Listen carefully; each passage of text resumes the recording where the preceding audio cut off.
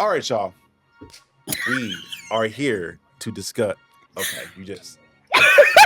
Nigga, why are you surprised? What are you laughing at? I'm sorry. I understand the intro. Maybe we need a countdown. It was the dramatic flair. Sinners. This fucking movie was amazing. I loved it. I brought on two friends to talk about how much they may have loved it. If they don't, then they'll never be back here again. We're biased around here. But first of all, y'all, thank y'all so much for watching. This is Captain Diesel's Dojo. This review is a little bit different than reviews I've done in the past because, again, obviously, you can see I have guests here. I have the lovely Solicit Cinema here. This is our first time on the show. We've been trying to get Solicit on for like years and eons at this Ever. point. How you doing? I'm good. Thank you for having me. And for those of you that don't know me, I'm Brandy, as he said, with Solicit Cinema.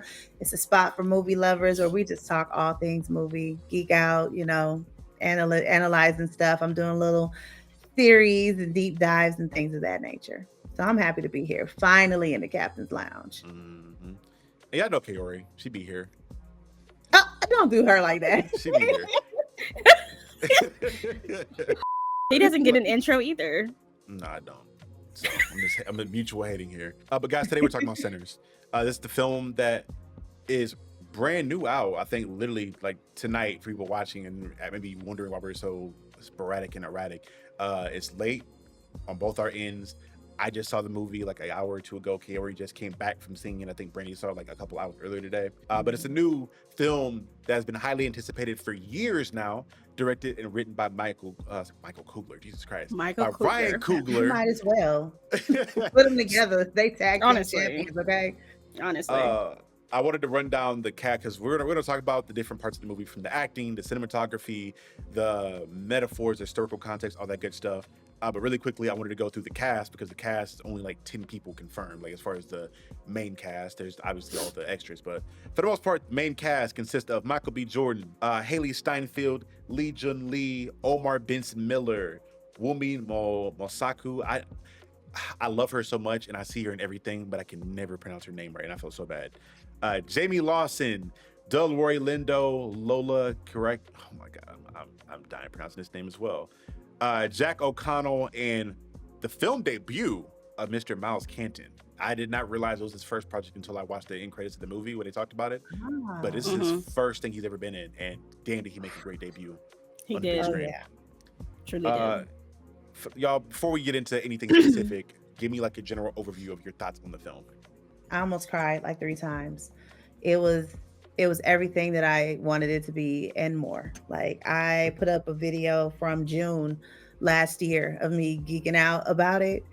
And I just was like, this movie really delivered. It really delivered. And so many times you can get disappointed from movies that are highly anticipated, and I'm in love. I'm going to see it at least 2 more times in theaters. That budget was fat. I got to help them. I got to help them get their money back. But I don't think they're going to need it because the theaters were full. 3 p.m. showing, they were full and people were clapping. So I think they're going to be just fine. But it was amazing. It was everything. I loved it so much. Oh my gosh, so much. So while she almost cried, I definitely did. I definitely did. I wrote an article that included Sinners. And I found it funny because for the longest time they were talking about this movie, it never had a title. And the day before the trailer dropped, they were like, "Oh, here's the title, by the way." I said, "Okay." So we have a title now. I said, and as soon as I was like thinking about it, I was like, I wonder what it's really like about to be about, because I knew it was about vampires. Here comes the trailer. I said, "Oh, you slick motherfuckers." I said, "Okay." But the movie, I loved every bit of that. That was absolutely fabulous. This will be bold of me to say because everybody knows how much I love Marvel things. They will be competing for 2nd and 3rd place as best movies this year for me. I feel that. Yeah, I agree. And speaking of crying, I definitely almost teared up a couple times talked about this movie. I have post-movie glow that I think most people have after you watch something. It's like the best thing in the world for like a day because you just saw it and you had fun watching it. But I'm very confident in saying this is probably going to be like one of my top 5 favorite movies I have ever seen. For people that know me or watch my channel or any of the things that I've done in a while or for a while now, you know that Django Unchained is like my favorite movie of all time for sentimental values as well as cinematic stuff with the movie just being good. But this is competing up there for me. And it has a lot of things that I personally value and vibe with being a black man, and loving music as much as I do. But all in all, this movie did not disappoint. I went in expecting some dope horror. Now I want to see Ryan Coogler. I say Michael. I keep calling him Michael. God damn. I want to see Ryan Coogler do more horror now. Like after seeing this shit, I'm like, dude, you got to do at least like 2 or 3 more horror movies. It's like your next 2 If projects. him and Jordan Peele team up to do a horror movie, gosh. I will absolutely have a heart attack. It's over. That is the It's one thing that I over. want in life right now. At this point, that is the one. And seeing the trailer for him, I said that's the only thing that I want right now. Oh my god. Those two together. Period. Period. I need Yeah. it immediately. So to get into the film, just for a quick plot synopsis, again, for anybody that is watching this hoping for non-spoiler review, this is not that. I'm done with the non-spoiler stuff. If Sorry. you watch my shit, we're spoiling it. I'm sorry. This film essentially is following the tale of the Smokestack brothers who are returning to their hometown in Mississippi, from apparently working with Al Capone in Chicago. And they are also ex-war veterans. I guess they went to World War II and fought in the war. They're coming back to buy this old sawmill from this white man, and they are creating a juke joint for the most part. And the whole movie it starts in medias res, so we're starting at the end of the film at the results of what happened the night before or the day after, and the whole movie is everything that happened the night before leading up to what you see in the beginning. And it is essentially the tale of black people getting together to have fun at this juke joint, as you would do back in the day, vampires making an appearance, and it being just a face-off between this small town of essentially family their family looks very diverse in a lot of different ways. They're facing off there, and the movie is a big story, I think, around culture, family, and like this is one of those movies where I feel like colleges or high school classes are going to study for different things as years go on, because there's a lot of different metaphorical things that you can talk about within this movie. But first and foremost, I want to discuss the acting in general. Who were the standout performances that you guys like saw throughout the film that you want to speak on really quickly? Everybody did so good. No, I mean they really killed it with character development. You know what I'm Oh my saying? So I God. feel you on that. But for me, I would say Michael B. Jordan first and then Sammy second. Those two stood out to me the most. What impressed me the most about Michael B. Jordan's performance was, it's not just his performance, but the fact that even though this is clearly the same man, at some point my brain disconnected from this is Michael B. Jordan playing 2 different roles. So these are twins playing Smoke and Stack. He did such an amazing job. Like, I mean, he did not blur the lines. He had very well established characters and he played them out very, very well. And then Sammy's voice is just, isn't it just me, or is it kind of enrapturing? You know, he has I would call him a little boy because he played a young man, but I don't even know how old he is. But he was just, something about him was very enrapturing. He has a very strong presence about him, and I enjoyed his performance a lot. But going back to Smoke and Stack, just even the editing, for the first time, I couldn't tell which one was being filmed in real time and which one was pasted in post. You know, when you have 2 people playing. For the first time ever, I could not see the difference. And that's when I almost cried the first time because I usually could tell. Even the recent movie, The Awful Nights with Robert De Niro, I could tell which one was which. I was like, oh, this one's on camera and this one's filming in post. Hey, mama. But yeah. So so those are my 2 standout performances for me. I think we have the same, but I have to also throw in Delroy, because Delroy absolutely 100% did the damn thing. Even with him being drunk later on when what's her face? What is it? Grace called him a drunk, and he was like, "I'm not drunk now." He sobered up like that. I was like, "Oh yeah," because we're serious now, because we like this tripping. Like, and then when Cornbread was trying to get him outside, when he was trying to get them outside the first time. And he's like, let me tell you something. I was like, oh my God. But 100% with Michael B. Jordan. I loved how in the trailer, I knew it was going to be fucking Stack. I knew it. I saw it when he was like, I will. I was like, he's I going to will. be the vampire. He's going to be the vampire. I know it. And my dad was just like, no, no, no, no. I don't think so. And I was like, if I go see this movie and Stack is the one, I'm going to be bad. Because I knew it. And then it was. And I was like, I knew it. The tears. I was like, Michael B. Jordan just did a fucking amazing. And I literally just saw somebody say we need to put more respect on his name as an actor. Yes. Yeah. Because what the hell? Yes. I feel like he had a bad narrative, like probably after the Black Panther films where people were calling him really overrated.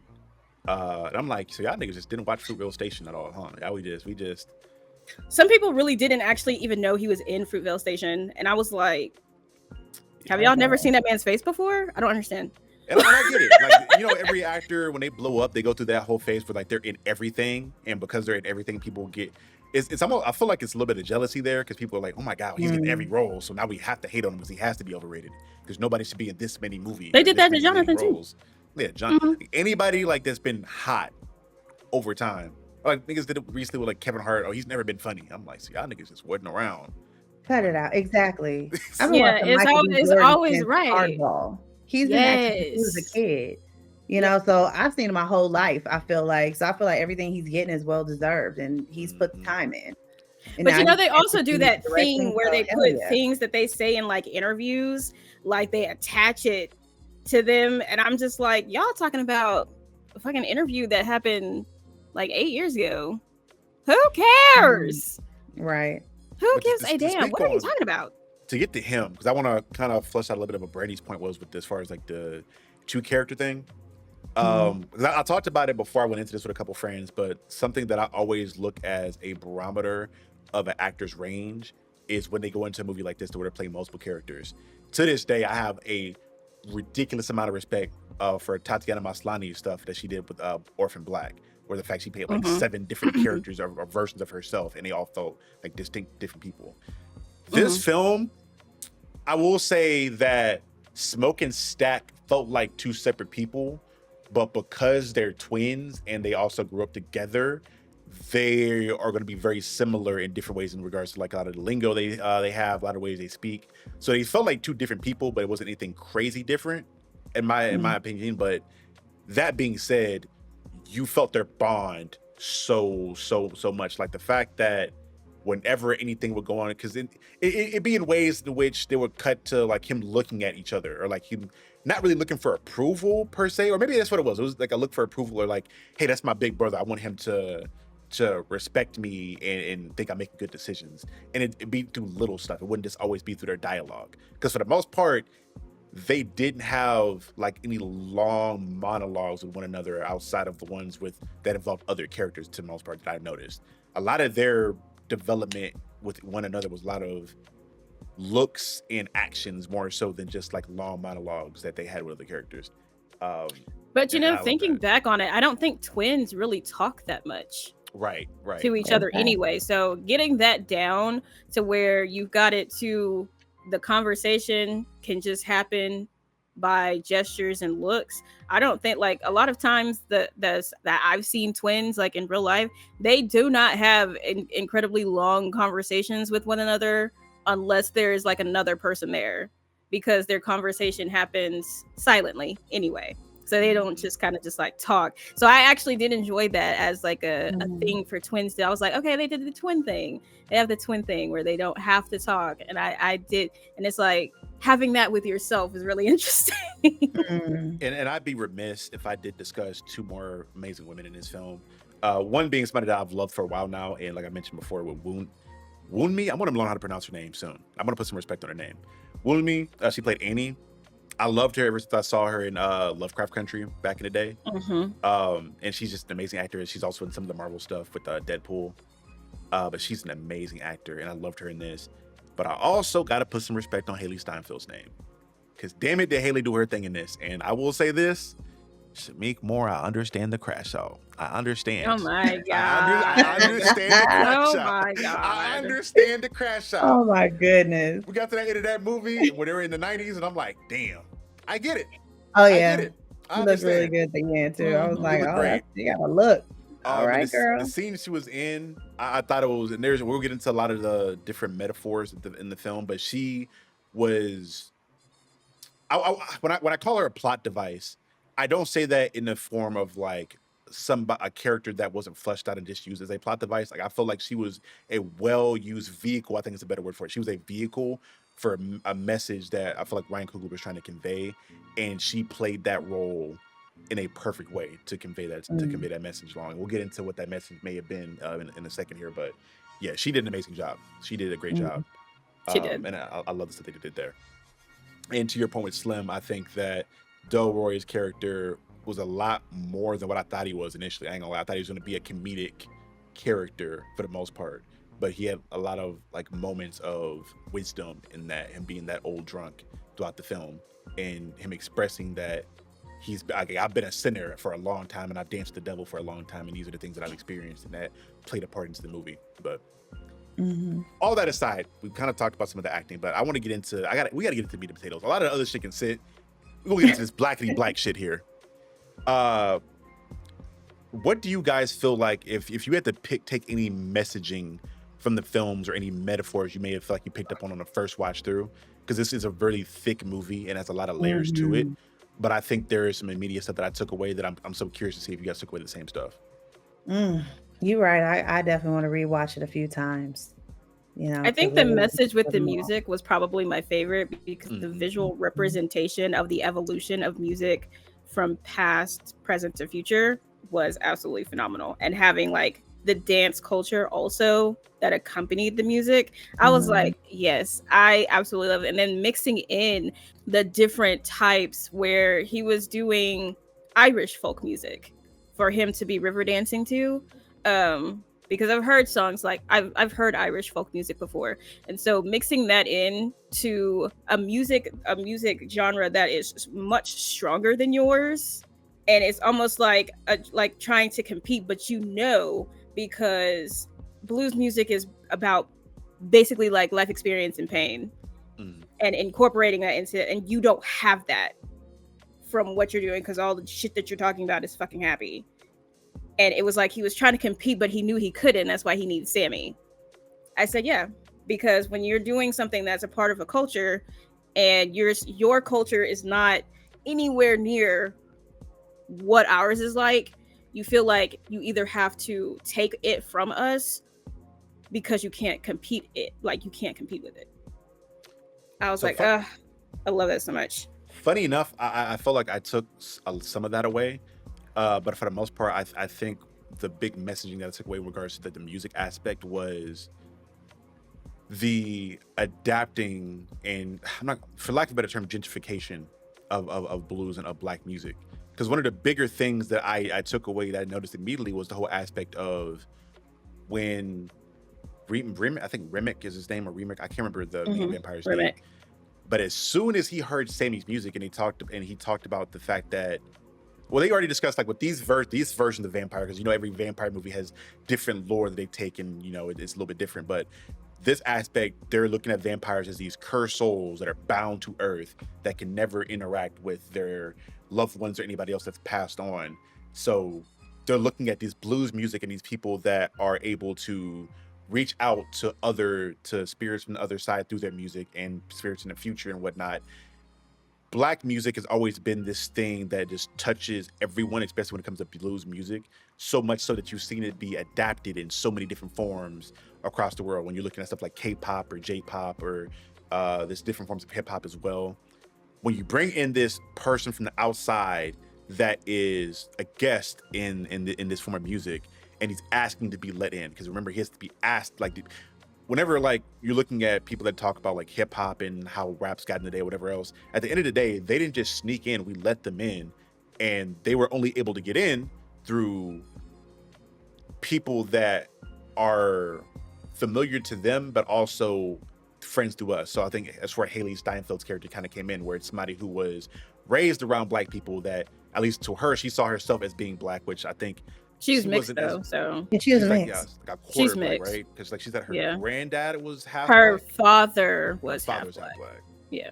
So there's somebody who can relate to the white people that are on the outside looking in, and she was the vehicle to let them in. And once they got in, now they're taking the music that is so instrumental to, at least in this in regards to this movie, the like seeing the other side and seeing the spirits and being one with not just the people here, your past and the future. They're taking it, and then now you see it kind of like change to where it's kind of bastardized in a certain light, because in certain ways you saw him have all the black people that either tried to escape, that he like murdered and turned into, he converted over to vampires. They're doing that river dancing outside of where they're all singing along.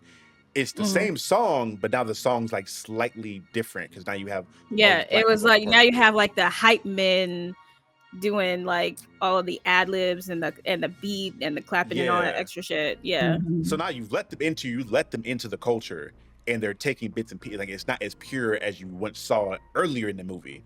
And I think I saw that and I was like, okay, this is an interesting way to look at letting people into your culture and change that culture around with not having the understanding of what that culture is. Because it's the same, it sounds the same, but you just feel, it feels off. And I think having a vampire and having literal evil twisted versions of the people that were just enjoying this music earlier is an amazing way to kind of showcase that and say that without having to. The visuals were absolutely fucking amazing. Oh yeah, very cool. But that also kind of just like brings up the thing I wanted to like talk, the vampire thing, where most vampire movies and shows stick to the same. I think the only thing here that they mainly changed was not being able to turn the person back once you've killed the person that they've turned or that turned them.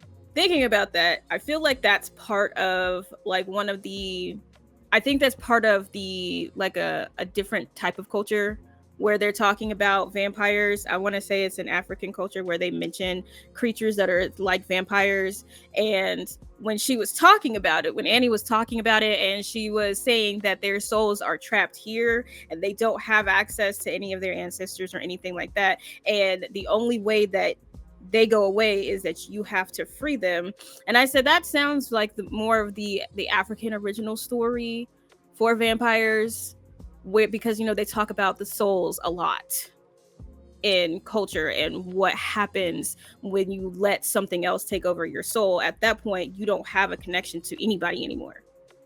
So I know in this movie they looked at them as a type of haunt, which for people that aren't unaware, and I think there's a great explanation in this in South of Midnight, which is a game that recently came out, which I think was perfect timing for that game to come out right before this movie, where haunts are essentially all the negative emotions and evil that are in the world will kind of like become an amalgamation and damn near corrupt a soul. And now that soul is stuck on earth with all that pain, and it's just evil thing with the goal of spreading that pain around.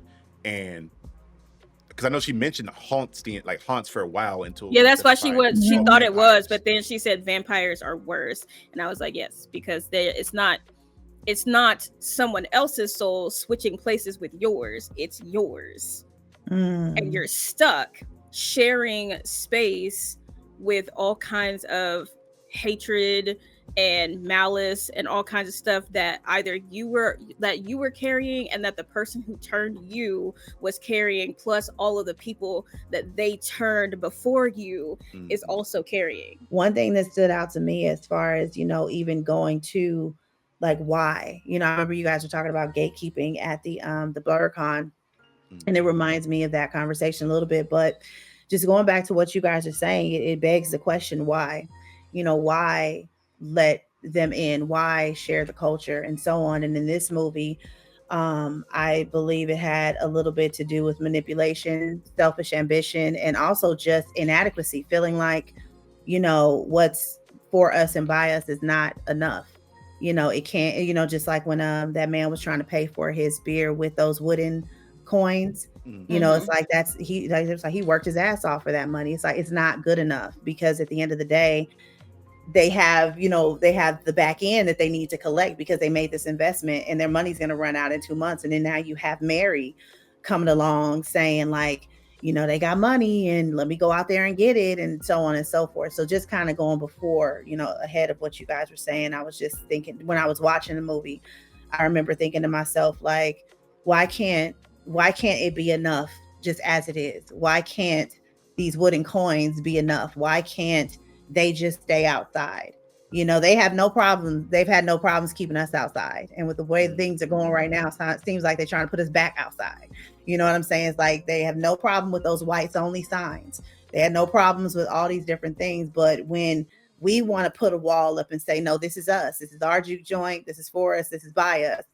Now we're made to feel guilty. And now we got to go outside and try to see if they all right. Well, maybe we can let them in. It's the same thing that we deal with now.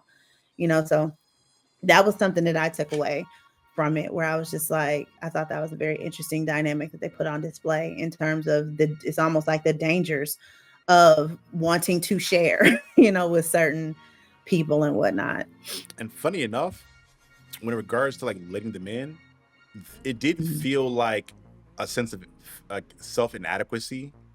It felt like greed. It's because you saw mostly from Stack, because I think Stack and Mary were obviously like the main vehicles of that, but you saw like it's like even down to when they first met Remick and they were playing the music, right? Everybody else is not really, you know, entertained like that for real. But you look at Stack's like all in it. He's like, oh, that's kind of cool. Like I'm kind of fucking with it. Or even like the money aspect, he's like, well, they have money, why not let them in? Like, because it's that sense of, to your point, what we have is never good enough. But if they have something, but that was his brother's fault. Value in. Yeah, that was his brother's fault.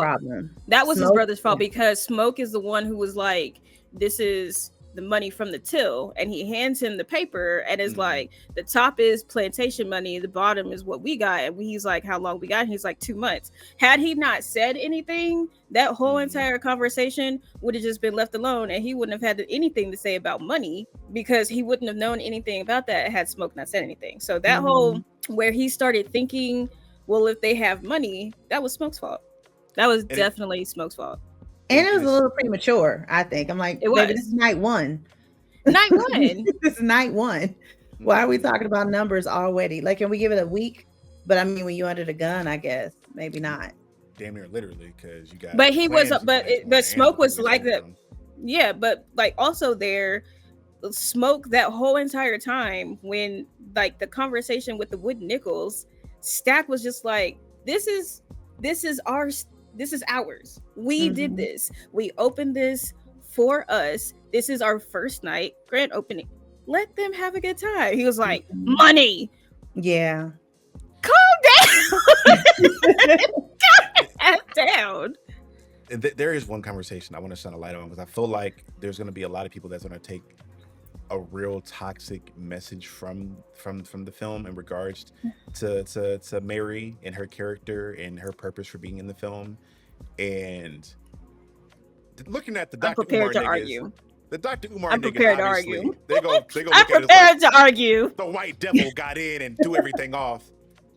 And I found it, because again, I love how they characterized it, because initially I thought she was going to be that. I thought she was going to be the white devil that got in and fucked everything up. But when they characterized her more as showcasing, no, she is black, and the only reason she's not black presenting is because Stack was like, hey, go be with white people, go be with them. That's how you stay safe. This is how you'll be in a better place. And she was like, I don't want to be white though. Like, I feel comfortable with my family here. This is where I belong. And I'm only presenting and doing this because you told me to do this. And she said that I believed that because I was young and naive, and this is what was best for me.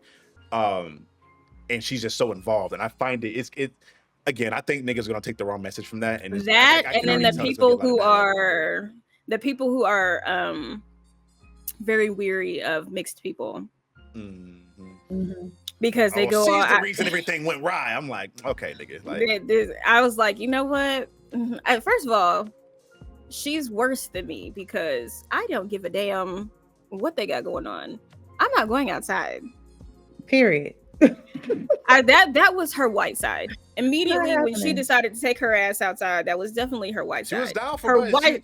Hold on, her even whiter side was sitting down in between them, in betwixt the trio.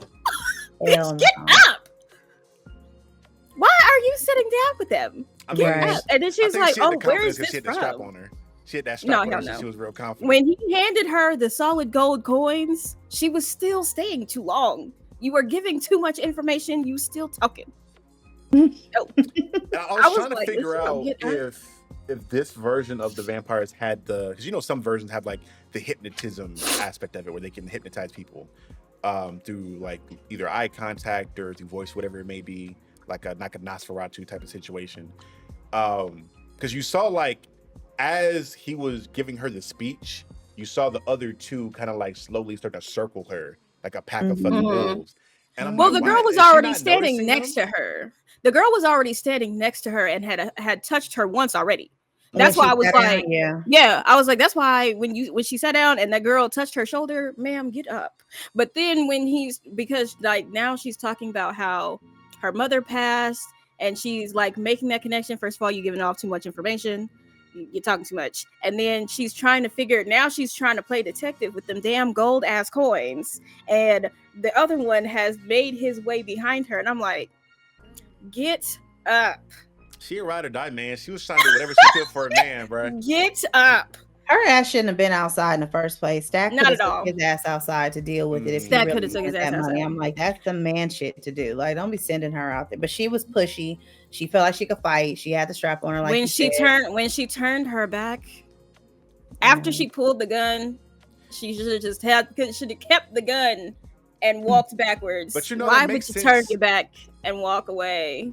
Brandon, that makes sense narratively because when you're talking about her upbringing and what she saw, she talked about how her dad trained her mother to be the one to like interact and protect them growing up because she was the white lady in the house.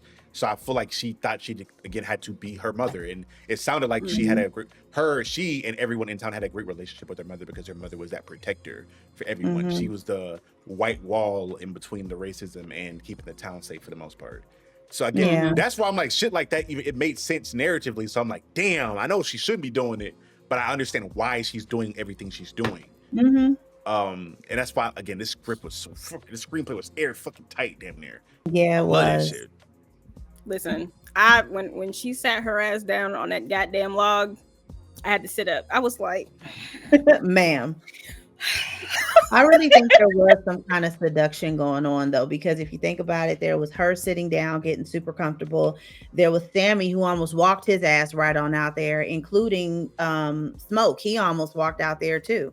So I'm thinking that maybe there is some kind of seduction that may have been going on that we might need to unpack after watching a couple more times. I feel like it was like the voice, honestly, because the singing is what kept Drew her them there. standing there for so Mhm. long.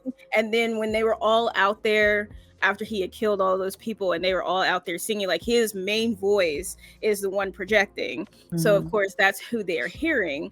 And when he's talking very smoothly. So it's just like, I think it's like it would be his voice, where most of them have the compelling in the eyes. So when you make eye contact with them, they compel you that way. But a lot of them do use their voice. Yeah, And it's it- all about music. You know, it's about Mhm. Sammy's voice and how Sammy's voice is what got them their attention. It transcended worlds. And so I'm sure that had something to do with it. They're Yeah, singing. the competing voices is something that I did enjoy. Like I really did like that.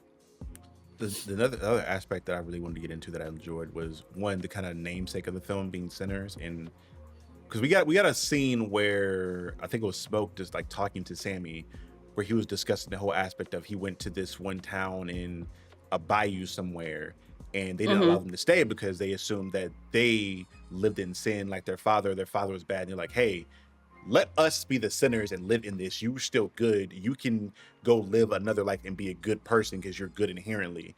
And again, there is that conversation around the nature versus nurture thing, and or in general, just depending on how religious you are, the whole aspect of being able to be forgiven for past sins and all that good stuff. Because in this film, it made it seem like, all right, if you lived in sin in any moment, now you're gonna forever live in that. And I think the vampire curse, kind of being bound to the earth, kind of was the metaphor, I guess, sort of for that standpoint. And it made sense how the only person that didn't get transformed was Sammy, because he wasn't living in sin as long as everybody else was. Because everybody else who lived in it to any extent or for a significant amount of time was turned, outside of maybe, you could argue maybe Grace and her Outside of husband. Smoke. Yeah, outside of Yeah. Grace. because Grace died by fire. She was a rider, boy. Hey, she was Yeah, annoying. she was Listen, not fucking you coulda playing. gave She him was a not fucking fucking minute, playing. though. I was like, can we think? Right. we I said, plan? can you give them like 2 seconds? Like I like the So energy, I'm ass. but surprised like they didn't relax. shoot her ass. But look, when they opened that door and came in, her ass was like ran forward. I said, okay, all right, she all right. First All right, one she out, good. which is gone. Because when she threw that Molotov cocktail and he just knocked it away, I was like, bitch. And then as soon as they all ran in and she was the first one to stab somebody, I said, oh yeah, all right. Because she went straight for her husband. And I was like, why would you not just stab him and keep it pushing? Why are you stabbing him and just like sitting there like, yeah, we're gonna both But they ran like they ran. now. Well, they ran in through like when she went that way, she was already on fire. Yeah, her back Yeah, was she on was- fire. She was on fire, so she was gonna die either way. Next So to the I road. mean, She could have tucked and rolled. They were in the Listen. mud and shit. All that Oh mud my outside. God. If you don't stab him and Look. tuck and roll, This is Because why the I they whole felt don't bad use for it. her. I felt bad for her, honestly, because she was right. They were there to assist. They were there to make the sign. They were there to make the fish. Well, they were there to help cook and bring the fish and shit. And they had a good time. I was like, when he went outside, I said, Brandy, we have a Probably shouldn't thing have. that me and Carrie when me and Carrie would do our movie nights, right? And there was a trend we would notice in a lot of the horror movies we would watch where people would just be doing their regular day jobs, is chilling, and go through the most fucked up shit just because they were working a 9 to 5. Yeah. This lady was like, "Hey man, I'm trying to make some extra bread for my kid, our family business, and now me and my husband are dead, and my child is a damn orphan now because Yep. I went to go work a regular job to get some extra bread." I'm like, "Damn, Grace didn't do shit to nobody." Miles Canton's voice I'm did telling not. you. It did not. When he started talking, I was like, damn, his voice is deep as shit. I was like, do we know for a fact? Enrapturing. I immediately thought about I don't know if you guys have seen Cadillac Records, but like that's immediately I what was thought thinking about Cadillac Records a lot because some of the music was from Cadillac. I remember at least one of them from By the Wolf. I was like, oh shit, but go ahead. I'm sorry, I cut you off. Well, I don't know, that's what I was thinking. I'm like, damn, how much of this did he actually sing, and how much of this was voiceover, like ADR work that they did later on, where they just kind of put it in? Because I'm like, if that's your actual voice, my nigga, like, bro, what the fuck? It's beautiful. Jesus. Like when he got the singing, and then we started all seeing all those creative shots of the dancing and the future and stuff. Yes, I love that. The my visuals were gosh. amazing. Yeah, let's talk about The visual cinematography. distinction, making their like vampires be recognizable by this clear shine in their eyes versus what we normally get. I was like, I love that so much right now. I really do. Yeah, which goes right into the cinematography that you were just bringing up. Yeah, the shots were just again, this is we've talked about this scene a couple times now, but this is probably one of my favorite scenes I've seen in a while from a creative standpoint, where you're seeing Sammy play this music, and they've already explained a few times earlier in the movie how when certain people that are gifted musicians play, you're channeling these spirits of the past in the future. So as he's playing this music, you're seeing the whole room slowly transform into like this damn near spirit board of past people from spirit, like past spirits from not even just like Black culture, because you saw some like Chinese inspirations there with Grace and them being around. So it's just bringing spirits from the past in the future. But as the scene is shifting, you're slowly seeing more and more people added in doing modern shit. Like you saw the DJ add in, and him like the traditional like Grandmaster Flash type of DJ where he's just being a hype man, essentially not really rapping yet. Then you're transitioning into motherfuckers literally crip walking off to the side somewhere else. And they would just constantly slowly add in more and more people and more aspects like this of past and present and future. I don't know if it was a one take per se, but it felt like a one take in the moment. I have to see it again to know for 100% sure, but it felt like this like rotating shot, and as things were rotating, more and more shit was getting added in. And I'm just like, damn, that had to like how again. I gotta see how many of these shots were one takes, because to your point, Brandy, I think the editing was so tight I couldn't tell sometimes if something was a one take or even when they decided to edit in something, because it was just so smoothly done. Before we If I had to continue, guess- oh, go ahead. Miles Caton is an R&B performer. He's been on tour with her. Oh wow. Oh, so that's probably the voice then. Yeah, it is. He has a gospel background, so he's performed with Fred Hammond, Faith Evans, and others. He toured and is the supporting vocalist for her. He performed at the Grammys, and his single is the one that's playing on screen. So yes, Hmm. so that's him Beautiful. singing. Hey, you travel with her, and you legit, you verified, you certified in my book. Somebody, another one I crash out. That's somebody I crash out over. I ain't gonna lie. Hey man, Oh my When lord, she hey busts out man, that guitar, it's over, huh? man. nigga, look on me with them shades like this. Over with. I'm done. I'm cooked.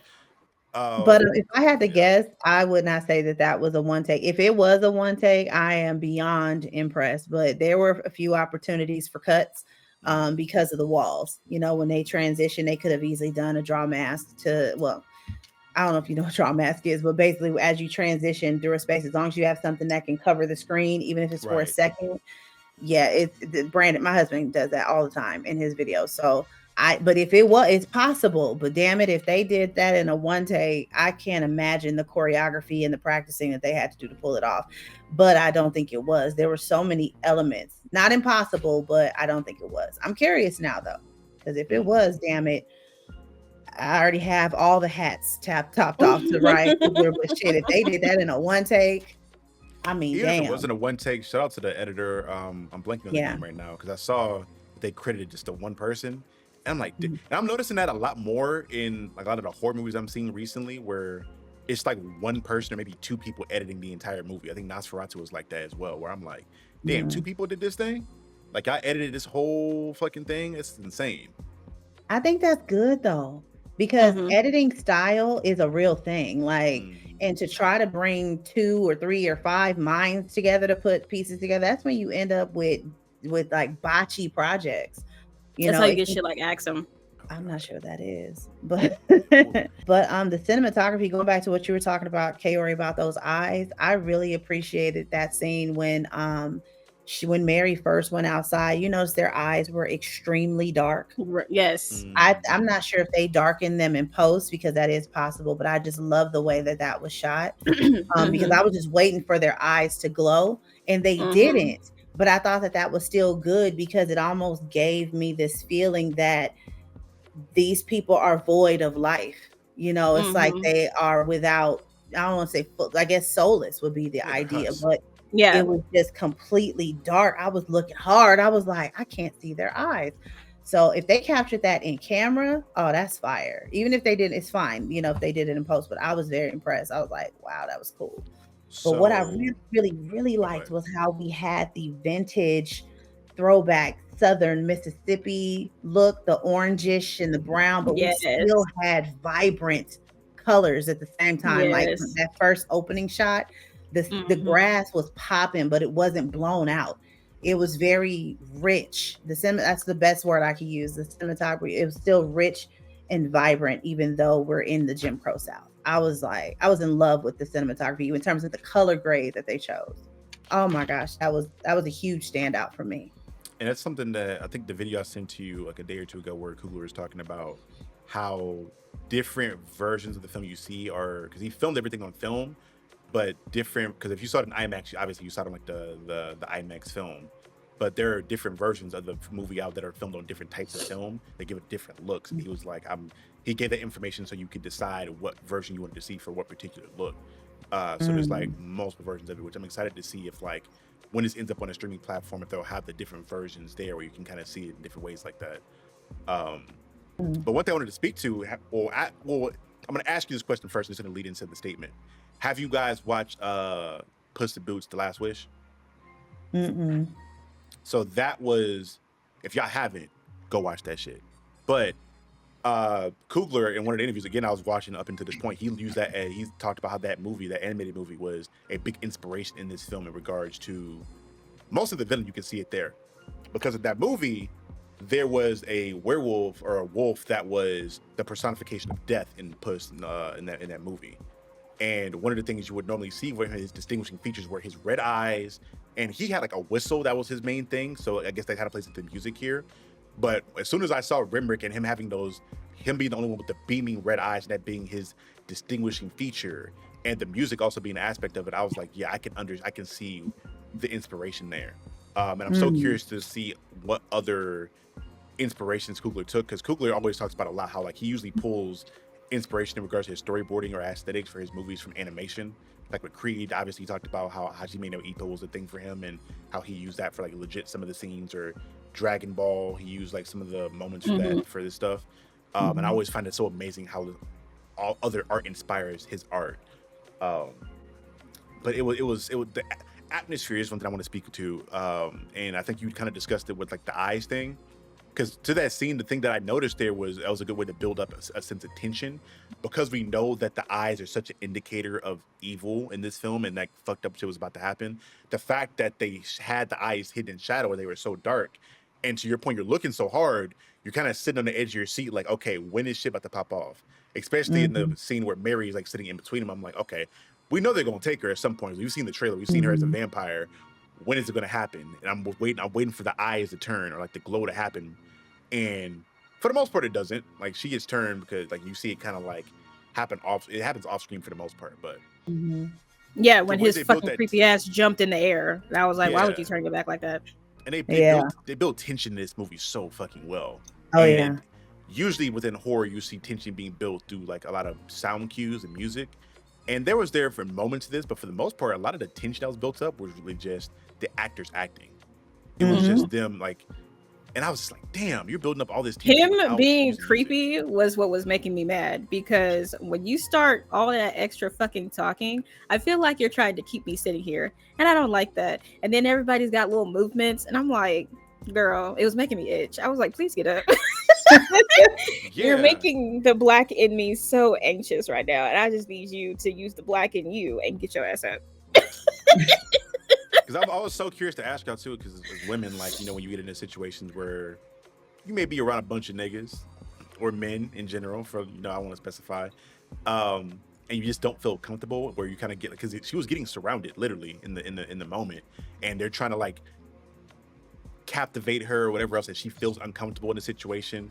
And I was wondering if that was something that you guys sympathize with, not really sympathize, empathize with for the most part. Like, is this an experience that a lot of you have kind of had his like in the past, or because Yes. I saw it from like the outside looking as a dude. I maybe have had it maybe like thinking I was gonna get jumped in different moments, but for the most part, I've never felt like literal prey, because she was literally getting hunted in that moment by that man.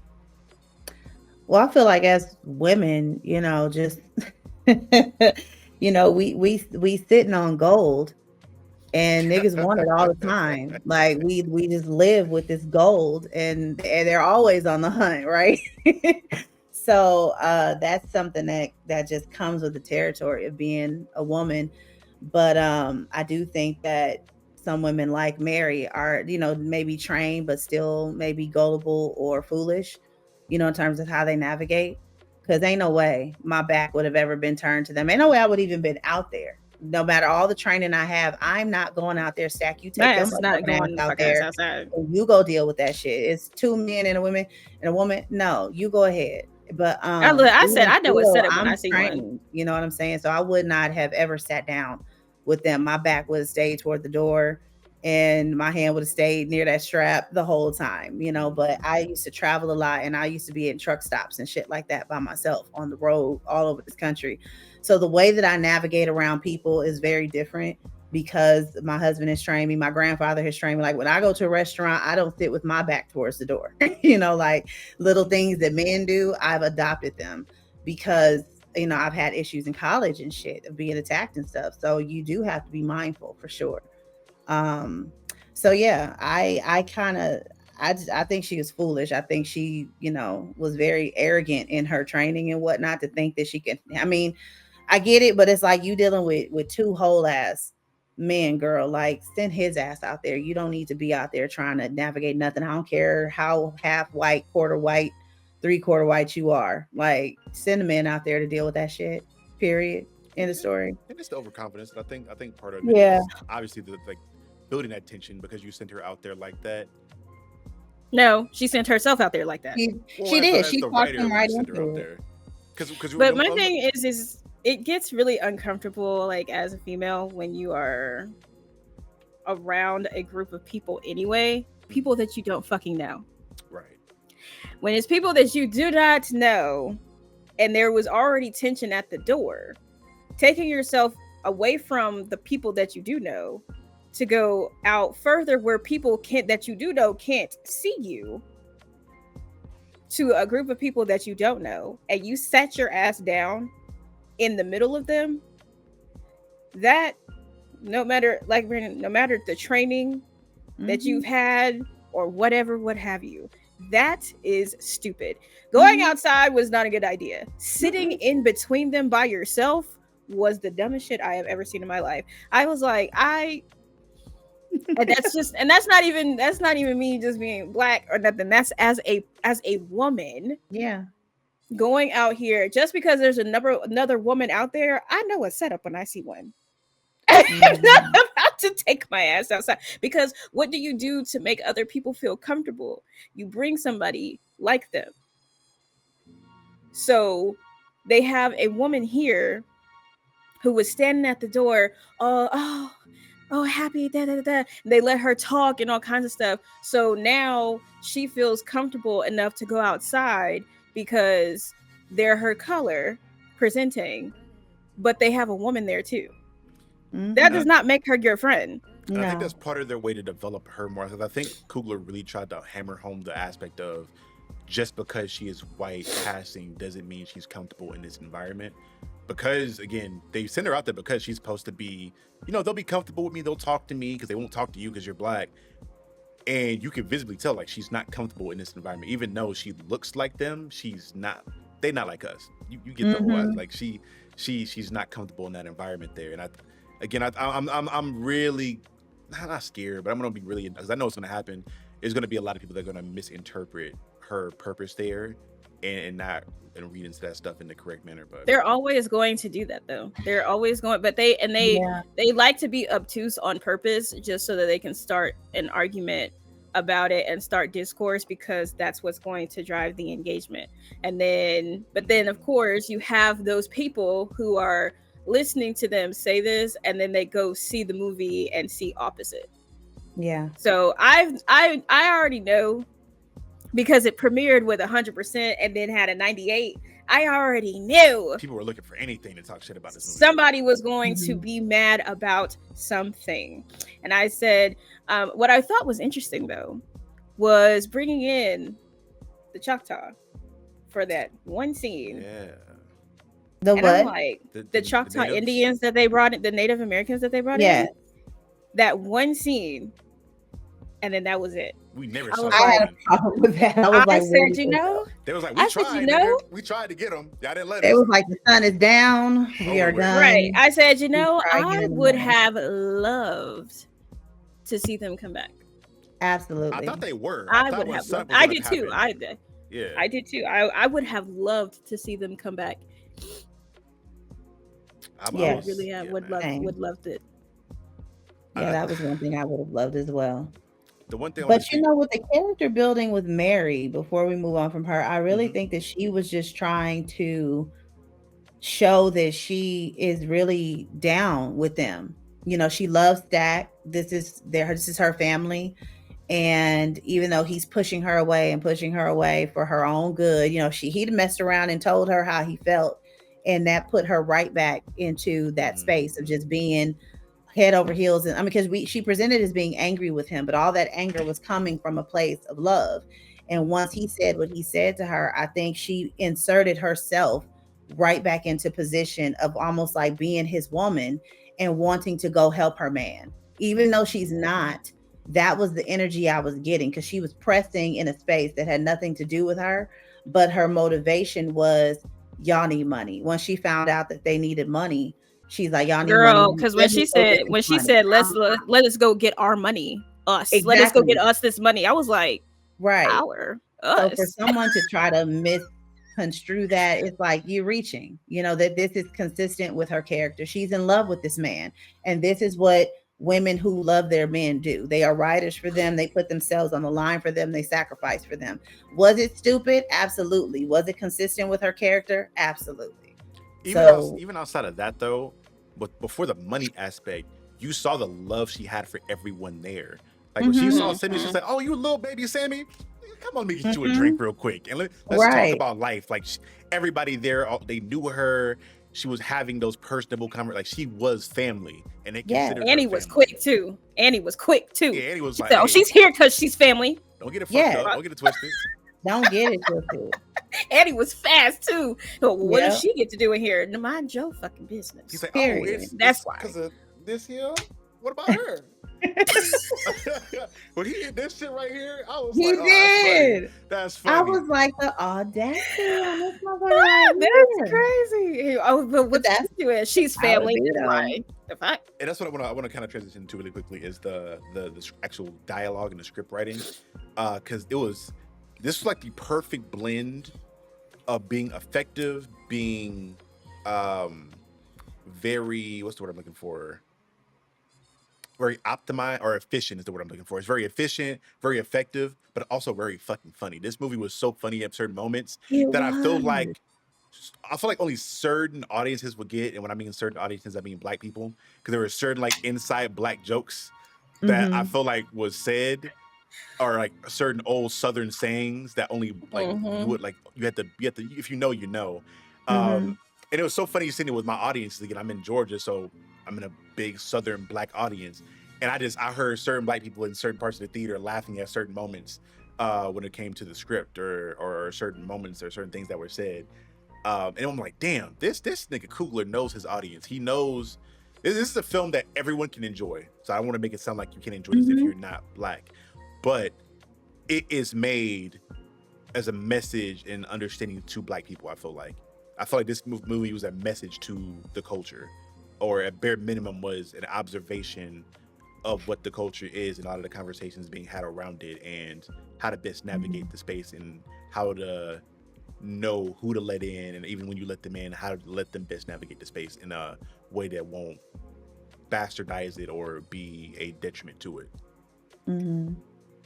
Because damn, this script was tight. Like whenever I saw interaction between Delroy and anyone, I'm dying. Slim was what was it? He said something. It was him and Cornbread were going at it about something, and he was like, "You big Black Negro." It was certain something. I can't remember what exactly he said. I know what you're talking about. I know what you're talking about too. Yes, when he was he's like about a dog, and he said something in response to that. And I was my like, grandmother used to say that shit.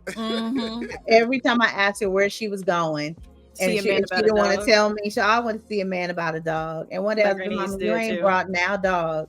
And so that was another thing about this movie that really touched me. Was I was telling you a little bit earlier, is that my grandmother's from Mississippi, and she's told me a lot of stories about the Jim Crow time, the Jim Crow days, and what it was like being in Mississippi, what it was like, her family were sharecroppers and everything. So to see that was another reason why I almost cried in the movie theater, because I felt like her stories were brought to life. I felt like even though I wasn't there, I know that it was an adequate representation of the time, because all those stories started coming to me during, while I was watching the film. And I was like, wow. And that man about a dog one was hilarious. But there's a lot of little sayings in that movie that she used to say, and she's literally from the same area, from the same time. So he did a great job with just even that, with this being a period film. Seemed to me like he nailed it. Yeah, with the thing, and my grandmother on my father's side is also from Mississippi, and she taught herself how to play the piano. So when he was out playing the piano, I was just like, that sounds like when my grandmother used to play the piano and she was teaching me how to play the piano. I said, yeah, this movie is Southern as shit. Oh yeah. And I think that's what touched me about it, because I love music so much, and not just I love blues music so much because I was around my granddad a lot when he would play it so much in the house. Like I would hear Sam Cooke, Aaron Neville, artists like that in my home growing up, and to hear that music and also hear how powerful the music was, not just in general, but like in the literal movie. It's like this music transcends the spiritual realm, past, present, and future. Like this music is instrumental in healing communities and being a part of this stuff. And I was just like, damn, if you have any kind of connection, again, I keep talking about the culture so much because this movie feels like if you're a black person that is connected to the culture and understand your place in it, it's going to hit for you so much more because you're going to see Mhm. something of your childhood or something of your family or something's going to you're going to feel nostalgic somewhere and you're going to get emotional about it. Because I was like, damn, am I Mhm. about to cry about this shit? Because normally when I'm like tearing up in a movie, Yeah. it's like, oh, Marley and Me or the Guardians 3, like animals are involved or like Forrest Gump where it's Mhm. sad things going on. But it was like beautiful to see what was being done in that standpoint, and because it was so beautiful, I was like emotional about it. Mhm. It was. Like I said, when he was singing and they were dancing, and like I even said at the end of the movie, they were free in that moment. Before all of that shit went down, before the sun went down, there was a freedom there. They were expressing themselves exactly how they wanted to. They were eating the food that they wanted to. It was theirs.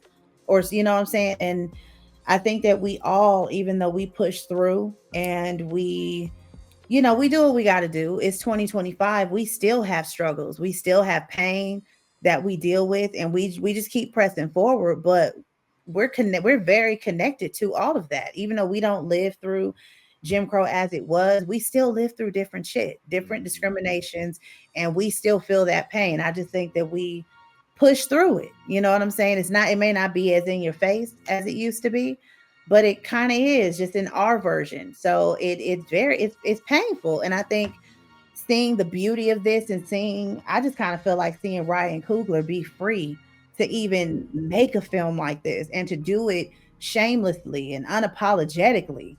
I was like, And I think yeah, I the want more. I feel like it was such a celebration of just us, With as with a that people group. freedom, I think the ending when Smoke died as a soldier, Mhm. Mhm. I think that was good for like a beautiful ending for him Mhm.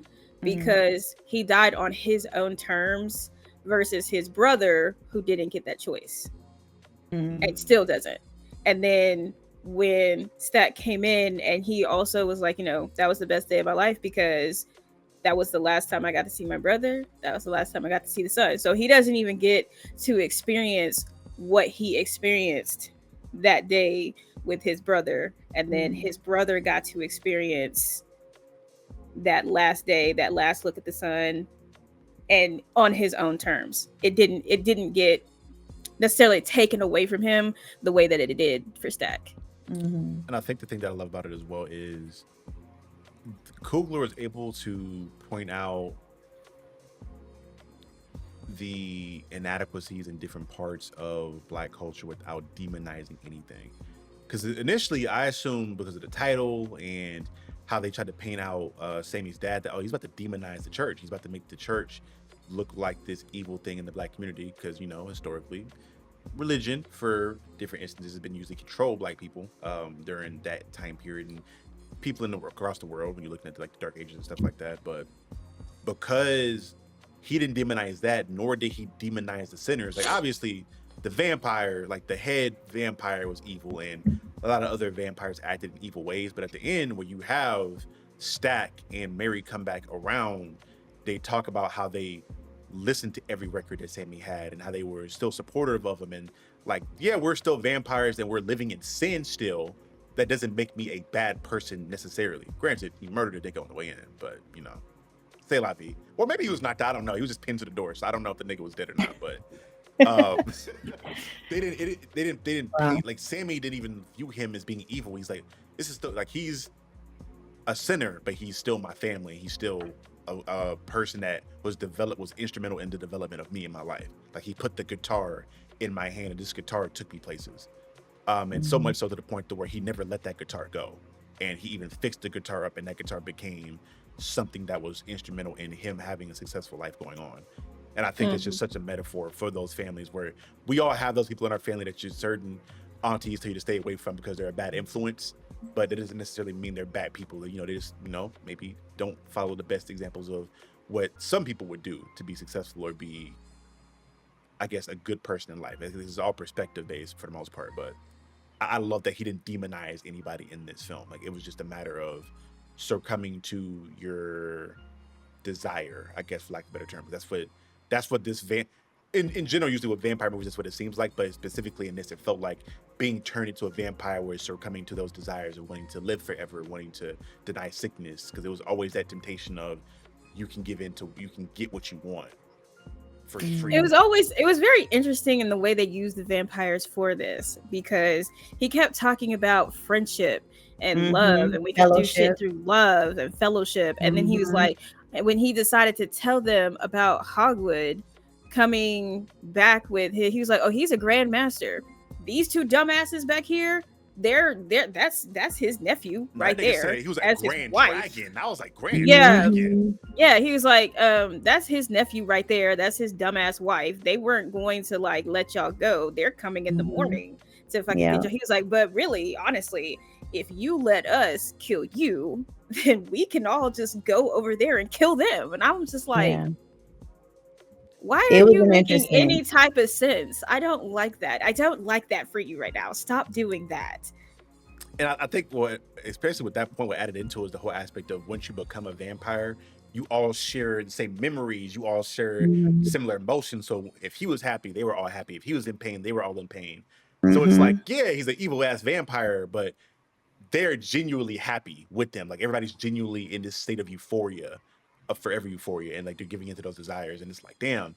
Yeah, they visually showed that actually when he got hit in the face with the guitar and that shit got stuck in his head, and everybody was like screaming, one, because the music was hurt, and two, because he was hurt. Yeah. So it's like, damn, and they genuinely wanted, right? And they genuinely wanted that fellowship with the people that they loved and care about before they died, because they lost it when he killed. What was her name? Was it Annie? They lost it when they wanted her to be part of them. Yeah, they really wanted them to all be family, just on the other side. And when Mary was like, "Oh my God," when she saw that he was about to kill her, and her expression just completely disappeared, because she was like, "Oh my God, Annie's about to turn into a vampire," and then here goes Smoke picking up a steak, and she's like, "Wait a minute, what?" And then Stack is like, "Oh shit, what are you doing?" I was like, yeah. You know, that whole thing about her not wanting to be a part of that sin. She's like, I want to be able to move on and not live in this sin forever. Like, let me move on to be with my child. Again, the layers to this shit is so layered on. We could probably talk about it for forever, but it's so beautiful, man. That shit is such an amazing way to tell that, because somehow you use vampires, this evil thing, and depicted them being a scary thing, but also gave them a sense of humanity and this sense of belonging, and make you like, I honestly felt bad for them at a certain point, because it's like, especially with like Smoke and Mary, Stack and Mary, where it's like they wanted to be together, but obviously, this nigga Stack was just stupid for a lot of points. Stupid as fuck. Yeah, this freaked out nigga over here, this freaky fucking fraud. Hey, you're drooling. You want to taste some of it? I think it was like, hell yeah. Oh yeah. Dude. I was like, I ain't even mad at it, big dog. I ain't even mad at it. I ain't even mad at it.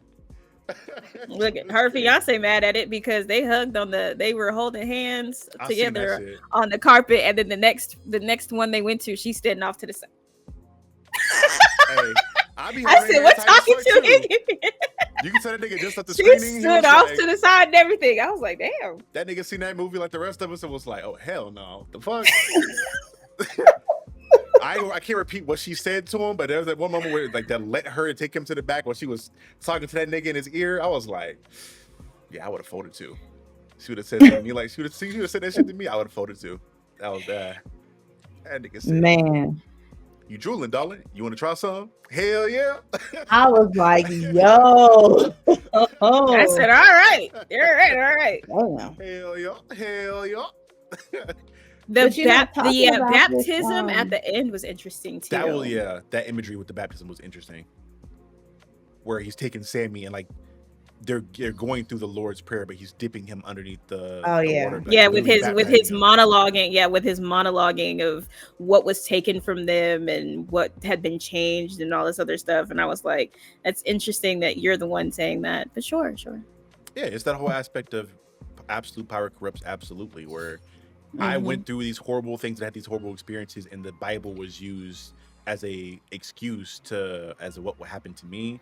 Now I'm going to Mhm. something that was a trauma to me. I'm using as a comfort, and I'm going to instill that same pain onto you, and it's just going to keep rolling forward and forward and forward, on and on and on, and so on and so forth. That allegory was the way that allegory it was used as allegory for that was amazing to me. Mhm. You know, this talk about family and the fellowship with the vampires and stuff, it's got me wondering if it's like the vampires are a metaphor for these different people or maybe even industries that tend to seduce Black people.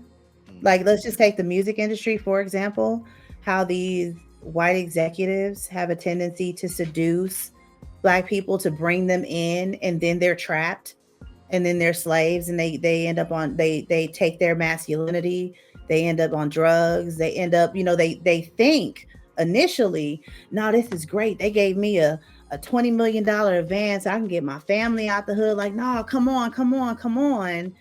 But just to realize that, on the other side, it's like you're trapped and you can't live like how Stack was talking about, how that was the last day that he was free. He's living, he's powerful and all this other stuff, but he's not free and he's not happy. He's living, but he's void.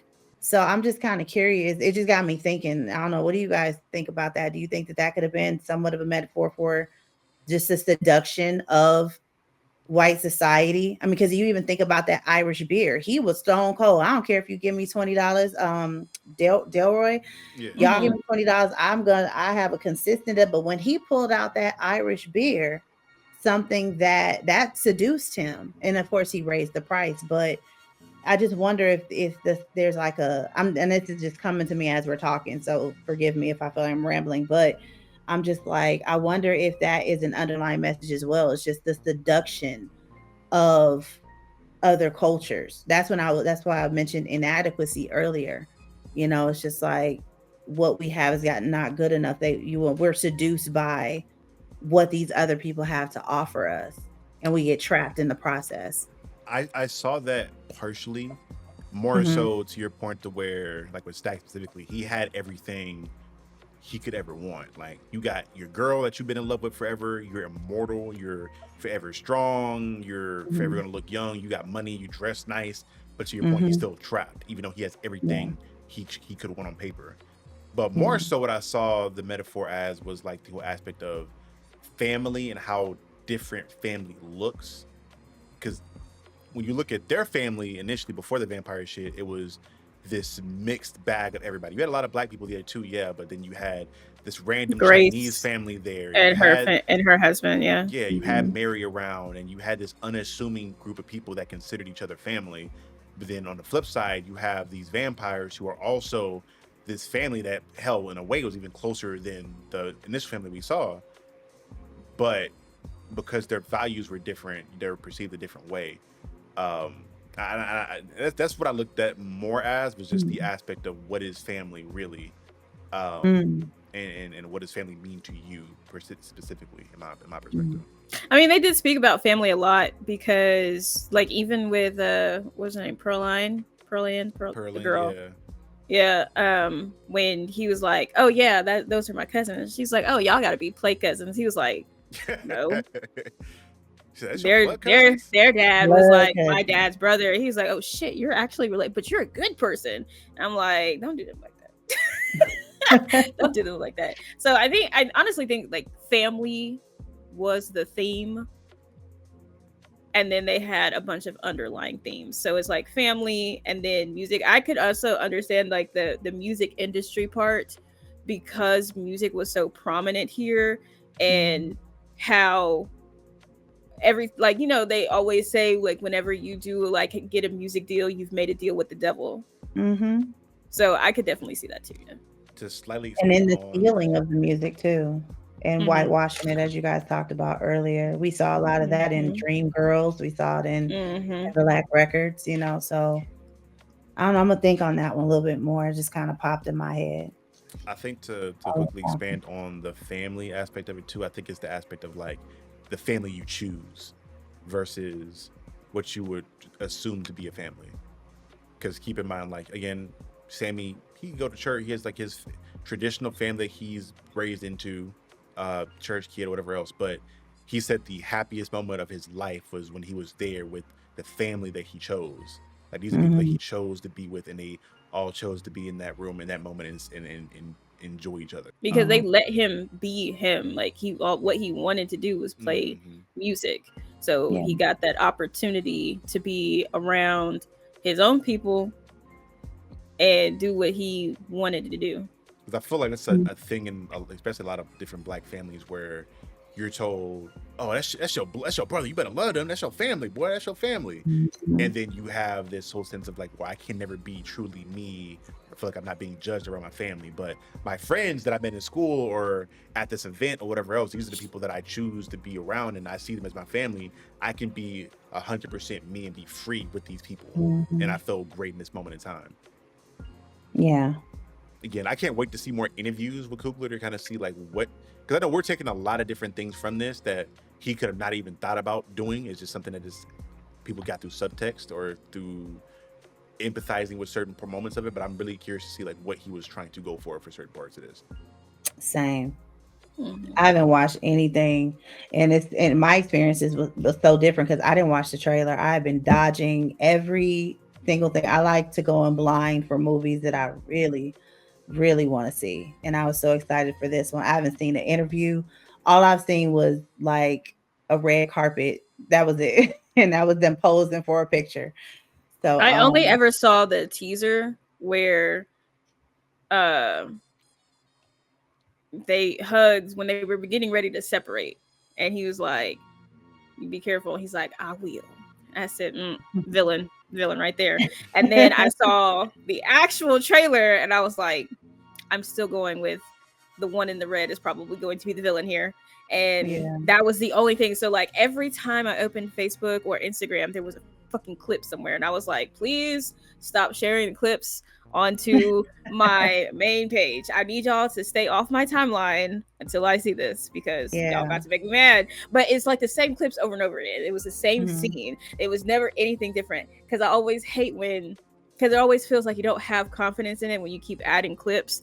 And it was all, but it's always been the same clip for the same scene. And they never say what's in the scene, but it was when Haley got turned into the vampire. And I'm just like, okay, she's a vampire. I understand. The one in the red did it. The Michael B. Jordan in the red. The Michael B. Jordan in the red is the one who did it. And the bad consumer in me was like, oh damn, Smoke lived to the end. Maybe he's gonna be a vampire hunter now. We're gonna have Sinners 3, Smoke chasing out vampires. When they cut him off, I'm like, you know what? This is what it needed to be. This story needed to end here. I'll let it end here. Yeah. I don't think we needed to drag it out at all. Yeah. And I could appreciate the almost like Once Upon a Time in Hollywood ending we had with the killing of the Ku Klux Klan members. I was like, that's what's up. Another thing I wanted to just mention to you guys real quick, did it seem to me like that Remick fell from the fucking sky and was taken back up into the sky? Yeah. Because it looked like he fell. Yeah. And well, I think he did fall, but it was like it was still during the day. So that's why he was smoking like that, and he was sunburnt because it was still bright as hell outside. And he was being chased by the Native Americans. So I like how they kind of threw him in there because I'm just like, did you jump, Bruce Banner? Like, what were you doing? I was making him fly, apparently. Yeah, that is true too. It was right outside for so far. Like, how did he not die? It just was giving that he just like fell from the fucking sky. And then at the end, it seemed like he was wrapped up and taken in fire. I'm like, obviously, it was interesting. I don't know why or how, because I thought it was a time thing, but he's obviously like some higher level of vampire due to the fact when he has the red eyes versus the clear ones that everybody else has. Yes, and that gold that he has, that looks old like Spanish. Like it looks like the gold rush from the 40s type shit. But see, then I'm like questioning that because the nigga's Irish and talking about his family being taken or murdered in Ireland. Well, so it looks like those looks like I couldn't get a clear look at them, but they're definitely old. Like but when she was like, "Where'd you get these from?" and he's like, "They're from another place, another time." Mhm. It sounded like he was saying another time, like with it being solid gold, it sounded like Gold Rush, which was like 1800s, something like that. But then, like when he's like him being Irish like that, I was almost wondering if he had like Irish doubloons. But the Irish also helped during the Gold Rush too. So I was wondering if maybe he was there too, because where the fuck else are you going to get solid gold pieces? Initially, I thought like, because they talked about what the brothers stole, but we knew the brothers had some shit, and they never said what it was. I thought it was like an Evil Dead situation where they had like the Necronomicon or something they stole. They thought it was worth money, and that was like why the vampires are around. But then to find out, There's like, money. Yeah, they had like beer and shit that they stole from like yeah, they had the Irish Italians and beer, Irish the and whatever. Italian wine, and then all that fucking money. Right. And then That the they machine stole from guns both too. sides. So now I'm like, Yeah. why the Both fuck is this? sides.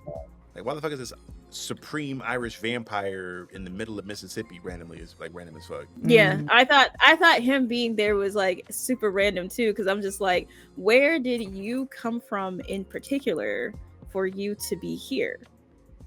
Hey, them For natives, you to hear this music. we gotta talk with these natives because there ain't no way I just let that nigga. I was like, no, we tried. I go home now. We're not gonna worry about him ever again. It's cool. Well, I mean, listen. You thought he ran up on not them and about was to let like, me he in? thought shit was sweet when he ran up on there. Like he found the tribe and tried to do the same shit, and they were like, nah, G. They're like, nah. absolutely not. Nah, this shit ain't gonna fly here, big dog. That ain't gonna fly. But you know what? I think that's what I'm thinking. So it's almost like he's following music. Because we know Native Americans also have like that upbeat pure music as well, that's like their own type of music and everything like that.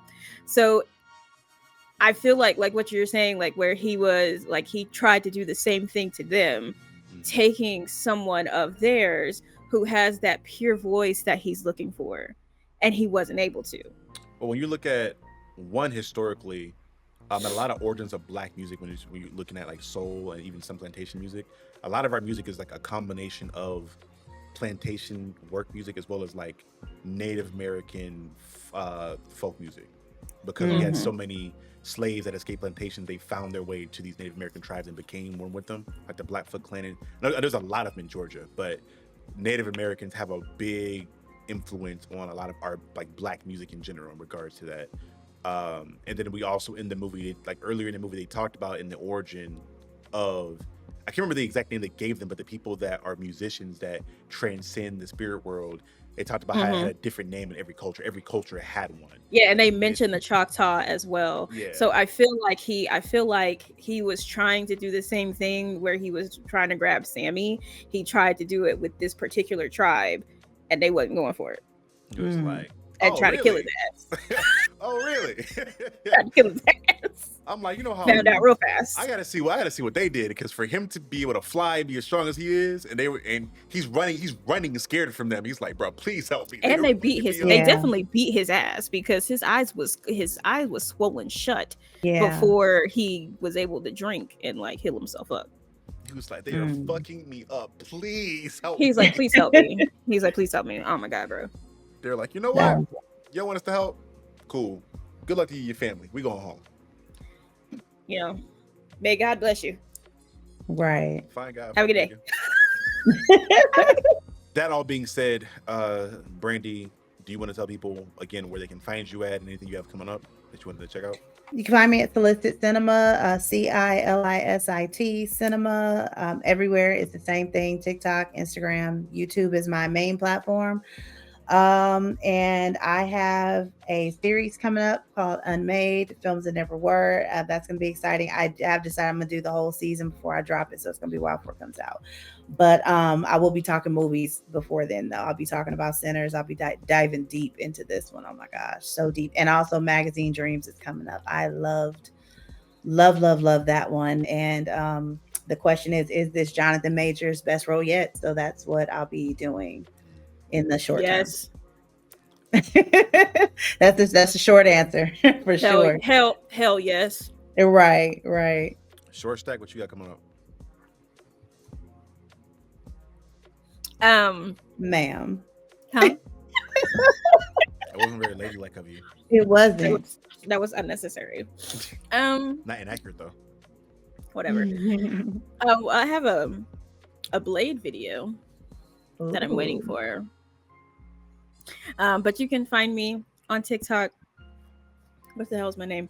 Kaori Akari is the name on there. Kaori Akari, and then Witchblade 22 on Instagram, or the Doctor's Office on YouTube. I have other things, but right now I'm too sleepy to remember. So he'll tag them in the video though. No, I won't. Yeah. I told you that. Yes, he will. Okay. Well, Yes, you he have that thing on Instagram that takes you to all your stuff. Yeah, I do. There's a link on Instagram. I can't even think It's like a of it link right now. tree. She got too Yeah, much the stuff link to tree. follow. I have a link tree too. Shut up. On my end, for the most part, you guys can expect reviews like this, as well as I'm working on a video essay kind of breaking down Nico Minoru for Marvel. And I'm not gonna lie, after seeing this film, and I'm probably gonna see it 2 or 3 more times, I may really want to get like a big introspective or retrospective done on this movie, kind of similar to my old Django video I did back in the day. Because this movie is definitely one of those for me. So it'll be a while probably, because I'm probably need this video to get released to streaming platforms so I can allegedly bootleg good quality footage of it to use in the video, and actually get to specific moments and scenes and such to kind of look at it. But best believe a video on this movie is going to come at some point soon, like the next couple months, whenever it gets released to streaming platforms. But outside of that, I got some other.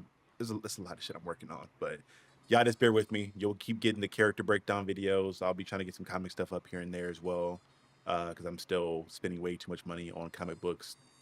Kaori gets Kaori, so. But yeah, man, this has been Captain Diesel of Captain Diesel's Dojo, Solicit Cinema, and Dr. Kaori Knight of her 15 different channels. Oh my god. And You could have just said a doctor's office and be done with it.